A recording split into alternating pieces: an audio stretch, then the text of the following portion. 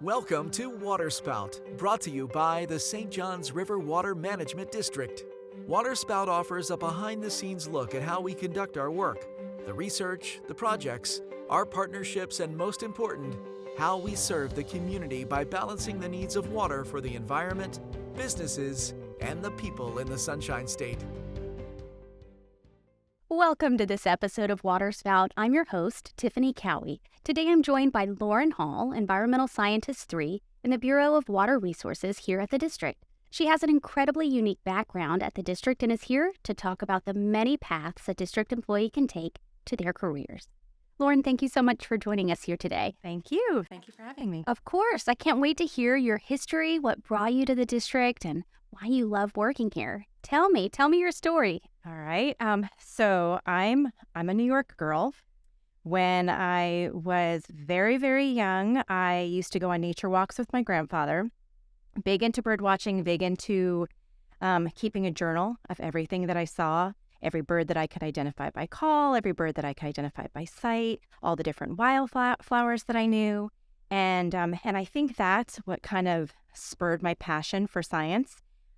So when I was getting ready to pick a school, I wanted to go into marine biology. I knew that I wanted to do something in the water, and so Florida just made sense. So I came down here when I was 18, went to school at Florida Institute of Technology, and then started at the Water Management District when I was a junior in their intern program. At the time, I really didn't know exactly what I wanted to do in marine biology. I just knew that I wanted to do something that brought me outside, something that put me on a boat. That was really my priority. And so I started working for St. John's in the Upper Basin program. It was something I had never done before. I was out on airboats every day, out trudging through cattails and sawgrass, and really just had a fantastic time, and realized very quickly that field work was definitely the thing that I wanted to do. So that just kind of confirmed everything that I had felt going through school. So, and then I interned for just under 2 years. I had a contract position with the district for a little bit of time, and then I was offered a position with the Department of Environmental Protection. So I left here for a little stretch, only about 5-6 months, and then a position at the district opened back up in the Indian River Lagoon program, working with environmental sciences. And so I came back to that, and I've been here ever since. So it has now been, since the start of my internship, it's been 27 years that I've been at the district. We are definitely lucky to have you here. It's been a wild ride. I would imagine so. Kind of walk me through, you started in the field, and how has that changed over the years? So I still get to do the field work, which I really do love, but I definitely do less of it than I used to. For the first, probably, I would say maybe 20 years or so, I was almost exclusively in the field. And then over these last handful of years, I've kind of started to transition a little bit more to some office work where I get to really spend a lot of time evaluating the data that we collect, putting out publications, doing presentations, and really being a part of sharing that information a lot more than just doing the field side of things. So I really love the balance. I love still getting to go out there in the field. I love working with the field crews. They're fantastic. But I really love working with the data and getting to share that information. There are so many agencies throughout Florida that rely so heavily on the data that we collect. And so it's really important, and I really value our part in the environmental sciences section and water resources in really making sure that that data is evaluated properly and then shared in a way that, really we can really benefit from. What type of data are you collecting that you're analyzing and publishing? So my main job that I work on is seagrass related. So I manage the seagrass mapping contract. Every 2 years we do aerial photography, and then we photo interpret the seagrass beds. So this is like a tier 1 monitoring, really big picture. How many acres, how many hectares of seagrass do we have in the Indian River Lagoon? And then we also do our in-water surveys. So our seagrass transects are done twice a year. And I play a big role in that as well, both in collecting the field data and doing a lot of the QA on the data entry, and then getting to really work up the data and look at what sort of trends we're seeing. So a lot on the seagrass side of things. And then to really bring it full circle, we relate a lot of that seagrass data to what we're collecting on the water quality side of things and figure out what are the stressors that are impacting our seagrass beds and what things do we need to improve. If it's nutrient reductions, things that we've been working on for many years to bring those nutrients down so that we can reduce our phytoplankton blooms that can negatively impact our grass beds. So we really relate all the different types of data collection that we do in the lagoon and really give a real big picture look at it. So it sounds like when you collect this data, it's helpful to those on the outside, but it would also be helpful to different areas within the district. So do you share that also with other groups? Of course, yeah. Within the district, everyone from our regulatory folks who will come and, they might have a permit that they're looking at and they want to find out some information about that particular area. And we just have so much information about the lagoon that I can pull up our maps for that location and show them exactly where we've had seagrass map before and whether or not that whatever the permit is that they're evaluating is likely to have any issues with seagrass impacts. So yeah, we were able to work with a lot of different groups at the district. So you get a chance to work then with a lot of different people also. Is that a big part of the job, working with different people? It is, yeah. And I love that aspect of it. And, there's the knowledge at the district is really impressive. And so it's nice to really be able to work with a lot of different individuals from different groups. Everything from the IT groups and working with the GIS folks to working with the modelers on utilizing our data to model some of the different impacts that we might have out there. So yeah, it's a really nice variety. I can see that. It sounds like no 2 days would look alike, but that for you, that's exciting. Yeah, I love that. I love the variety. It's great. Perfect. We're going to take a quick break and we'll be right back after this message.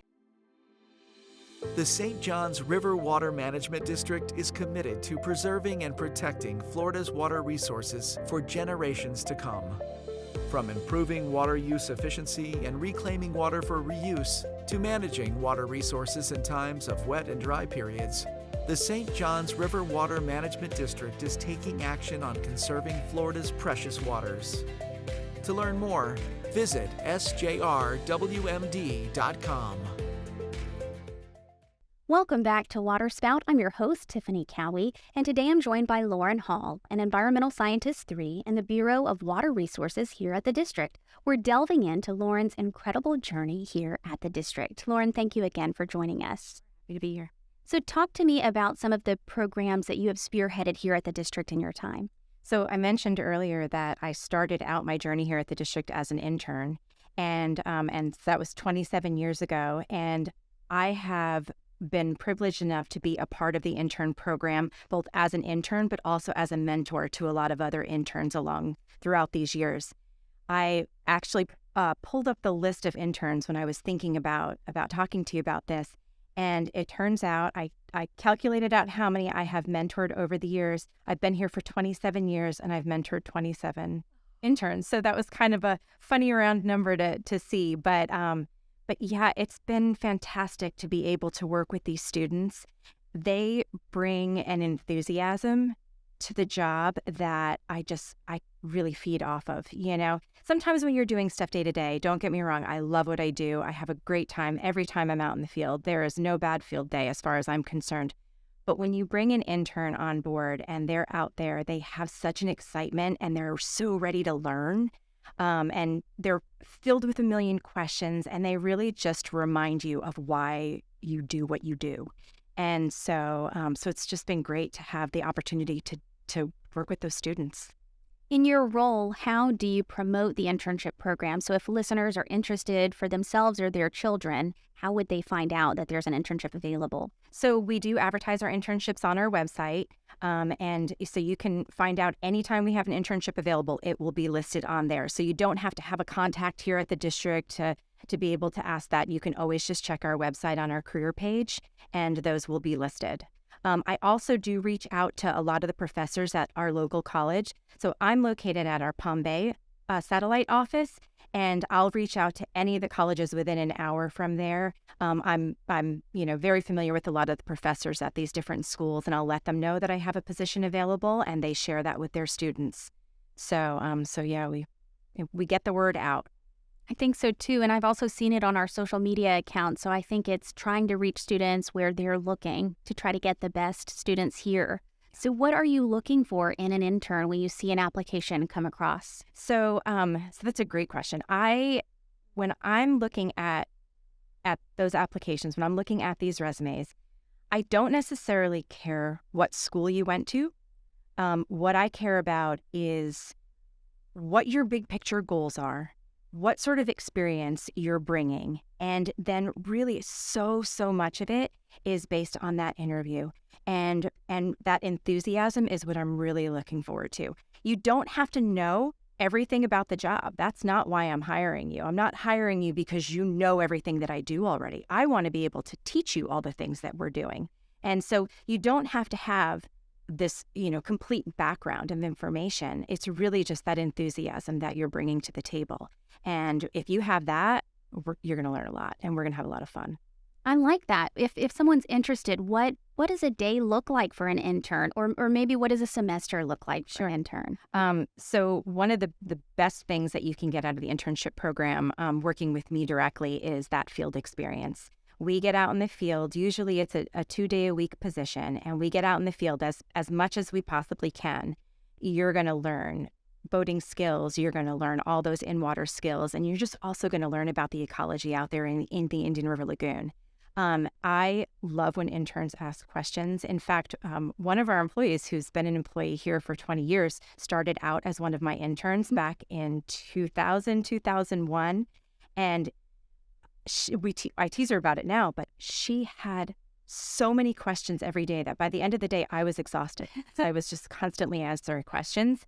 But I look at her now and I'm like, and here she is. She's one of our employees at the district. She's been here for over 20 years. She's a phenomenal employee.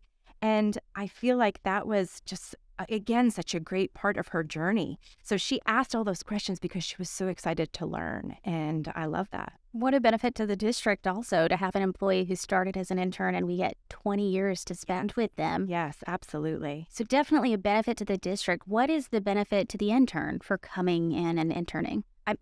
One thing that they're getting is that hands-on experience. And so you get a great amount of experience when you're working your way through your classes in college and sometimes some of the lab work and things like that. But really getting that day-to-day hands-on experience doing the work is a huge benefit. A lot of people will graduate now with a degree, but having actual experience that you can also put on your resume and then also making some of those contacts. It's a pretty small community in biology here in Florida. I know a lot of people that do this type of work. And so when it comes time for you to go out into that career force, I can put you in touch with a lot of people that might be looking for employees. And so making those contacts, having that hands-on experience, and we also give you an opportunity to do a project that you can really call your own. So, you don't come in and just shadow me the whole time. You're going to get a project that you're going to write up how we're going to do the project. You're going to do the project yourself, and then you're going to get to present it to our other scientists here at the district. So you really get to kind of take that ownership of the project. And I think that's another great thing that you can put on a resume.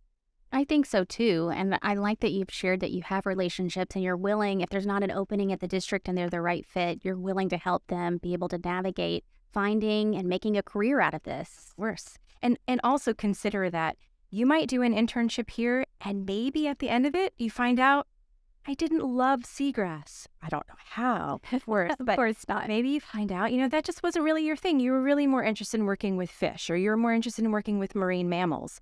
I know people that do that too. So if you're interested in that, be upfront, be honest with me and say, hey, seagrass was great. I learned a lot, but I'm really interested in working with fish. And I can put you in touch with people that do that, and you can further your career that way. I see. It's a win-win. The district gets people who are passionate and intelligent and able to do work here and get our staff motivated, but also the interns are set off on the right trajectory to be successful. It's such a great program. I'm so glad that we still have this program here, and I'm glad that the district really values that investment in these students. Well, thank you for your investment in them. I'm grateful. And thanks for stopping in today. Thank you. Thank you for taking the time to listen to our conversation today. We hope you'll tune in for our next episode of WaterSpout. If you enjoyed what you heard, be sure to subscribe, so you have first-hand access to future content. Until next time, use your water wisely. Thanks for tuning in to this episode of WATERSPOUT. To hear more episodes, find us on YouTube, Spotify, and Apple Podcasts. Connect with the district on social media or visit SJRWMD.com for more information on today's topic.